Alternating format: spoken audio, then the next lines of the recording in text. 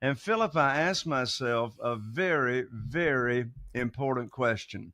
In fact, the answer to this question will help fix any problem that anybody's got going on in their life. I don't care if it's financial, real estate, career, relationships, it doesn't matter. And by the way, these people running around saying, oh, every problem's an opportunity. I want to throw up. I didn't have an opportunity. I had a problem. Let's face the facts. Now, the problem did become an opportunity over time. If it hadn't been for this problem, you and I wouldn't be here together today on your show talking about private money. So here's the question that I asked myself after being cut off from the bank. I said to myself, I said, Jay, I said, who? You see, it's not what or how, it's who. Mm-hmm. I said, who do you know, Jay? Who do I know that could help me fix my problem? If you're a real estate investor and are wondering how to raise and leverage private money to make more profit on every deal, then you're in the right place. On Raising Private Money, we'll speak with new and seasoned investors to dissect their deals and extract the best tips and strategies to help you get the money, because the money comes first. Now here's your host, Jay Conner. Welcome to another episode of the Lightspeed Investing Podcast. I've got Jay Conner, a real estate investor who's very seasoned and been around the block, but his most interesting thing is his journey that got him involved with private money. So he's got a lot of wisdom, and I'm excited to have him on to share his journey with us and to teach us some things about real estate. How are you doing, Jay? Philip, I'm doing fantastic, and thank you so much for inviting me to come along and talk about my most favorite subject that I'm so passionate about, and that's private money, getting your real estate deals funded with private money. You know, the reason I'm so excited about it, Philip, is because this one strategy, this one technique of funding my real estate deals with private money's had more of an impact on our real estate investing business ever since we started in 2003. I love it. That's why I'm excited to have you on and dive into it. But before we do, right, there was a specific moment in your life where certain frustrations boiled up when you were interacting with your own bankers, right? And that's kind of what led you to look into private money a bit further. You want to share that journey a little bit and share with the audience what happened exactly, to cause you to be so motivated? Sure. Well, I just didn't wake up one morning and say, hey, I think I'll go raise me some private money for my real estate deals. When everything's going along smoothly and you're on the top of the mountain, sometimes you just don't look for other solutions or, ways to do business. But growth takes place down in the valley where things are not going so well. So we started investing, my wife, Carol Joy, and I started investing in single family houses all the way back in 2003 here in Eastern North Carolina. Our total target market is only 40,000 people. And we do 2 to 3 deals a month. Average profits are 86,000. I don't share that to brag. I share that to make a point. And that is, there's a case to be made to be a dominating force in a small market. I'd rather be a big fish in a small pond. So we started investing in single family houses way back in 2003.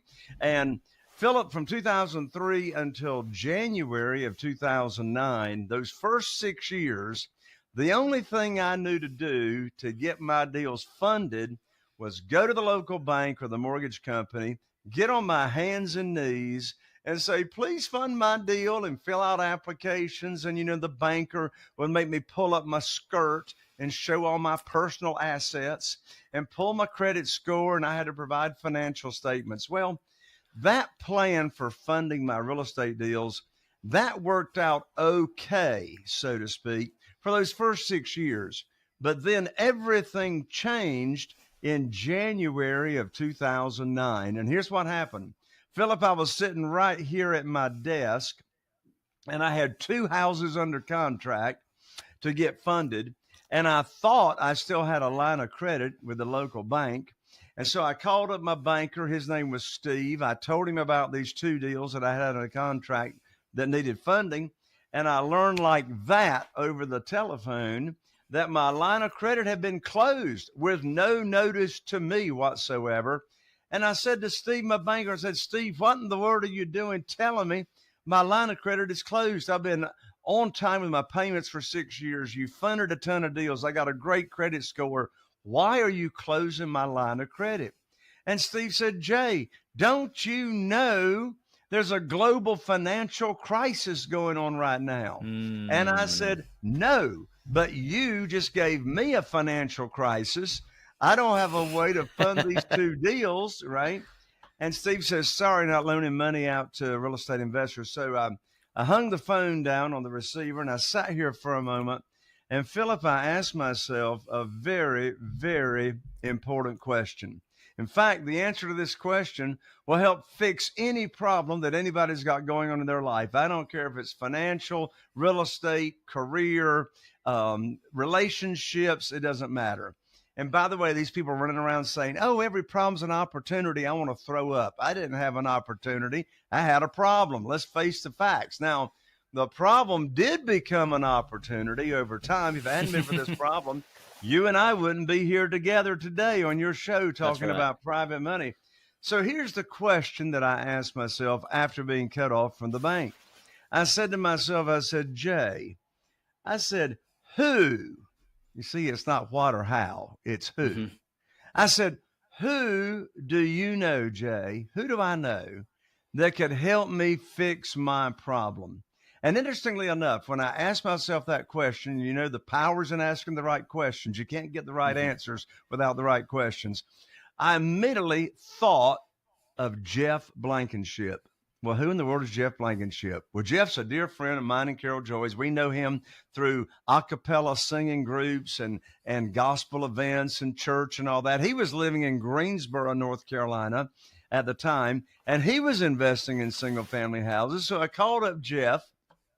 I told him what had just happened and my conversation that I had with my banker. Jeff said, well, Jay, welcome to the club. I said, I'm not sure I want to be a member of that club, but what club are you talking about? He said, well, that's the club of being shut off from your bank and your bank shutting you down. He said, my bank shutting me down and stopped loaning me money on my real estate deals last week. I said, well, Jeff, how are you going to fund your real estate deals? He said, well, have you ever heard of private money? I said, no. He said, have you ever heard of self-directed IRA companies and how individuals can take their current retirement funds that they're not happy with and transfer them over to a self-directed IRA company with no tax penalty, and then they can loan that money out to us real estate investors, and the interest we pay them is tax deferred or tax free to them? I said, Jeff, you're talking Greek to me. I don't have a clue what you're talking about. I said, what's private money? He said, well, there's this gentleman down in Jacksonville, Florida, by the name of Ron LeGrand. I said, who's Ron LeGrand? He said, well, I don't know much about him, but, you know, he says he can teach us about private money. I said, well, what is it?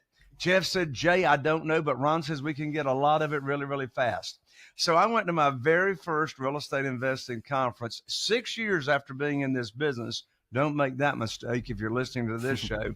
And I went to learn about private money. Oh boy, did I learn about private money. I came back home to my hometown here, and I was able to raise $2,150,000 in new funding, new private money funding that I didn't have before being cut off from the bank. So I actually had more funding available than before, when the bank cut me off. And you know what's interesting, Philip? I've yet to ask anybody for money. No chasing, no begging, no selling, no persuading, because this world of private money, getting funding from just ordinary people, I call this lazy money. This is not looking for rich people or sophisticated, accredited investors. This is getting money, funding from just regular, ordinary people using their investment capital or their retirement funds. So I've got 47 private lenders right now funding our deals. And you know what's interesting? Not one of those private lenders ever heard of private money or private lending until I put on my teacher hat. Right. My teacher hat says private money teacher. So I just went about in my own social circle, my connections, people I go to church with, and I started talking with them and exposing them to this world of opportunity of private money that they had never heard about. And in less than 90 days, over $2 million was pledged wanting to invest in my deals in a way that they had never heard about it. And since that time, Philip, I've never missed out on a deal for not having the funding. I love it. I love it. Now let's get some clarity here, right? You said the real estate investing that you mainly do are single family residential homes, right? That's right. So what is the modality at which you invest? Are you putting money down so that you can rehab and fix them, right? And enhance the value of the home? What is the strategy here? And that makes it so robust, because obviously for people to trust you with their private money, you have to have a pretty good offer, right? That shows them here is the path to getting your money back and some more. That's right.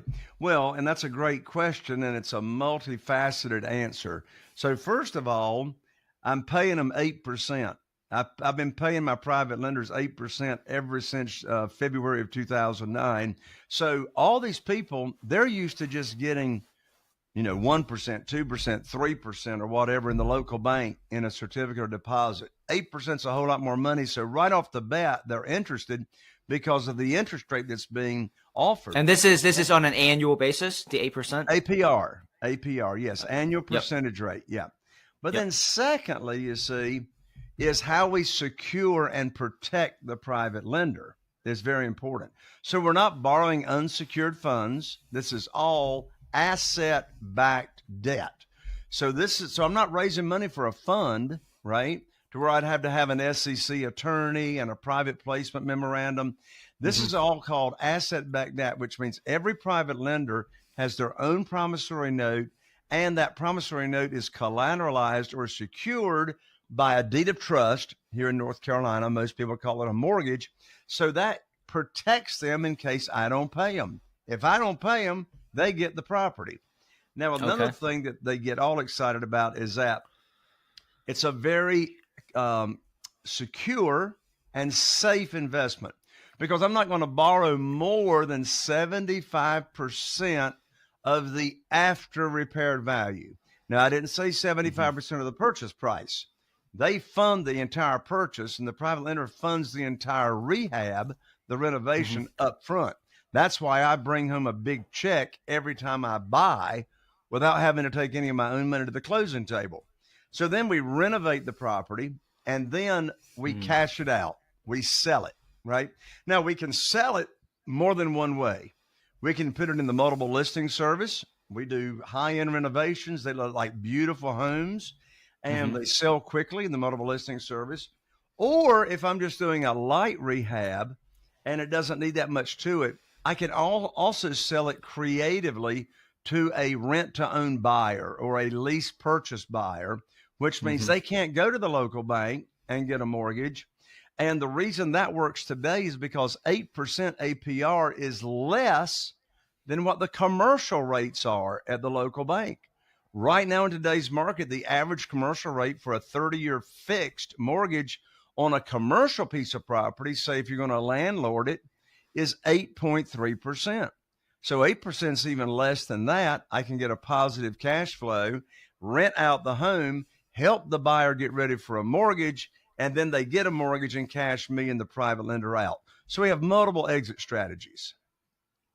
Gotcha. I love it. I love it. Now, in terms of your typical time frame at which you are holding on to these properties, right? Because it sounds like you do the rehab route, but it depends on how much renovation we're talking about. So I'm kind of curious, once you get into a property, right, what is that time frame before you turn it around? Sure. So if I'm putting it in the multiple listing service to sell it, and I've done an absolutely beautiful transformation of that home, from start to cash out is going to average 9 months. And here's why it even takes that long. Because I've got so many projects going simultaneously, I might have a house sit there for 90 days after I purchase it before one of my contractors even gets there to do the renovation. And then a $50,000 or $60,000 renovation might take 90 days. So now we're 6 months into it. And then we stage it. We get professional photography and drone footage and all that. So maybe another 30 days goes by. Then we list it with a realtor. And if it gets under contract quickly, then it might take another 45 days to cash out. So Yeah. from start to finish, 9 months on a full rehab. On selling to a lease purchase or rent to own buyer, then that's going to average somewhere around 18 months because it's going to take us anywhere from 6 months to 12 months to repair their credit to where they could get ready for the mortgage. Gotcha. Understood. Now, when you get these private lenders coming in to help you secure the deal on these houses, how do you categorize them so that when you take that capital, right, are you allocating all of that capital onto one property, or is it similar to like a fund structure where you're like, I got two investors going in on this one house, right, so that you make sure that the finances don't get commingled? Yeah, that's a great question. So I can have more than one private lender secured by the same property, but let's say I've got, for easy figuring, to follow the math, let's say I got a $200,000 after repaired value house. I'm not going to borrow more than $150,000, right? That's the after repaired value. Let's say I buy it for $100,000 because it's distressed, right? So I might get one private lender to fund a $100,000 for the purchase. I might get another private $50,000 for the renovation. So now we have what's called total loan to value. We got $100,000 from one private lender, $50,000 in second position from another private lender. They each have their own promissory note. They each have their own mortgage secured by that same property. Gotcha. It would probably be commensurate to that ratio, right? One would have, double of the other person because they put up double the money. I'm not quite sure I followed double. Well, the guy in the first position, he put up $100K, right? The guy in the second position, he covered $50K for the renovations. So the guy in the first position put up double, right? Correct. The second guy. So does that mean that he would get double, right, in terms of the ROI? That's my question. Okay, well, the one in first position is going to get 8%. The one in second position is going to get 10% APR because it's a little bit higher risk in second position than in first position, right? So if both of them were getting 8%, then yes, the one in first position would make twice the amount of money. Gotcha. And is this way of operating mainly in North Carolina, right? You said? Yeah, I'm in North Carolina. So you mentioned at the very beginning, right, to be a big fish in a small pond so you can dominate the market. That's right. Are you mainly, since 2003, mainly dominating the North Carolina market? Or where is your specific focus? No. I'm dominating 2 counties, which is only 100,000 people, right? So I'm dominating only a populated area of 100,000 people, and that's why we're able to do 2 to 3 deals a month consistently that are very, very high profit deals. Oh, okay, great. So tell me about your vision, right? Because you're still doing this, but it seems to me like you've got a lot of masterminds going on. So in terms of your continued endeavors within real estate, right? What are your next projects? Well, my vision is to impact and help as many other real estate investors as possible be in control of their own destiny by being in control of their own funding and not succumbing to the rules of institutional money. And here's what I mean by that. Most people walking around, 99.9% or more people walking around, have this belief that whoever's loaning the money is the underwriter, that whoever loans the money sets the terms, that whoever loans the money makes the rules. And me and all the thousands of people that I've trained this to across the nation, we've turned the tables on that stinking thinking.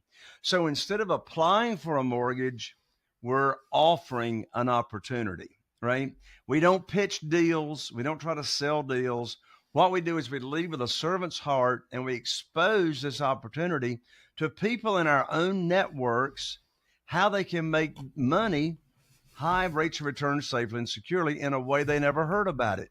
And then once they're all excited about it, Then we come back to them with a deal and deals for them to fund. We don't have to pitch the deals because we don't bring any deals that don't fit the criteria of what we already taught them as far I as what see. they're going to be funding. So there's no pitching of deals. All we're doing is delivering on our promise of putting their investment capital and or their retirement funds to work in a better way than what they were getting. Oh, okay. I think I'm starting to get a better understanding of how you position yourself differently, because Very you're not really pitching the individual on anything related to the deal at all. You're just No. saying, hey, if you're willing to put up X amount, I can get you 8% or better on an annual basis. We just teach them the opportunity first. It's like, here's the private lending opportunity that you could be a private lender for higher rates of return safely and securely than what you are currently getting. Here's the interest rate we pay. Here is the length of the note. Here's the frequency of payments, and you get to choose that because every private lender's got different cash flow objectives. Here's the maximum amount that we're going to borrow. Here's how we're going to protect you. Here's how you can get your money back early in case you have an emergency. We give them a 90-day call option if they want to get their money back early. And so first is just the offering of the opportunity. You see, one mistake that new capital makers raise when they're looking to raise private money is one mistake they make is talking about the opportunity and then pitching a deal and talking about a deal in the same initial conversation. Here's a writer downer. Desperation has a smell to it. The worst time in the world to be raising money for your deals is when you need it for a deal. But no, the money comes first. You get the money lined up first, then you come back right away and fulfill your obligation of putting their money to work for them. We call it the good news phone call. And maybe in the next episode that I'm here on there with you, I can give you the script in your audience for the good news phone call. We get our deals funded 100% of the time with this one little script. But the reason it works is because how we have structured and how we've set up this relationship. We've taught the private lender, I mean, they didn't even know about anything about private money until we told them about it. And so now they're ready to go. They're waiting for a deal to fund. Then we deliver the deal for them to fund and everybody's happy. So in this way of private lending, do they know much about the money and where it's going? Like, do they know that it's going to real estate investments? Oh, sure. Yeah, they know they it's going do. to. But they don't really know. But it's not like a broker dealer. Like, they don't know all the nuances of that real estate deal, right? You're just mainly presenting to them what they get as an ROI, how they can call their money back, like how their private money, it can be secured. And that's, I think, the pivot. Is that correct? Yeah. So on the first deal they fund, they're going to know what the after repaired value is. They're going to know, obviously, what's the funding required for the deal. They're going to know the closing date. They're going to know where to send the money, right? But they don't get into what did I buy it for. They don't get into how much the rehab is. They don't care. Yeah. No, it's not, they don't really dive into the real estate nuances of it. They're more, this is more like, hey, if you lend me this money, I'm going to give it back to you and some more. Here's how it works. And this is my track record. Yeah. It's simple. Yeah. And look, on the second one and the third one and the fourth one and the fifth one, all they want to know is how much money do you need and when do you need it? Right. Because in a way, this is a blueprint that's applicable to assets in general, as long as you know what you're doing to those assets to get a hefty ROI. Is that correct? Like, it doesn't even have to be real estate. The concept is, if I'm correct, right? You're presenting to them an opportunity within private lending, private money. You're educating them on how they can get an ROI, and the asset at which you're investing in is actually secondary to the conversation, because it doesn't, like in my case, it wouldn't be real estate. It would be the markets, right? And it would be, hey, we know what we're doing within the markets, and we can, if you're willing to take this on, right, this is how you can get your money back. And that's the focus. Yes. Yeah. See, I'm glad you brought that up, Philip, because another mistake new capital makers raise is they talk too much, right? Like a confused mind takes no action Right. whatsoever. So the key is to keep it simple, that anybody can understand. That's why when a salesperson talks to me, I'm confused all the time. Right? That's right. That's right. But look, Jay, this has been very educational. Thank you so much for introducing me to the concept of private money. In this short 20 minutes, I've certainly learned a lot, and I'm looking forward to learn some more in our next get together. Now, for the audience listening, right?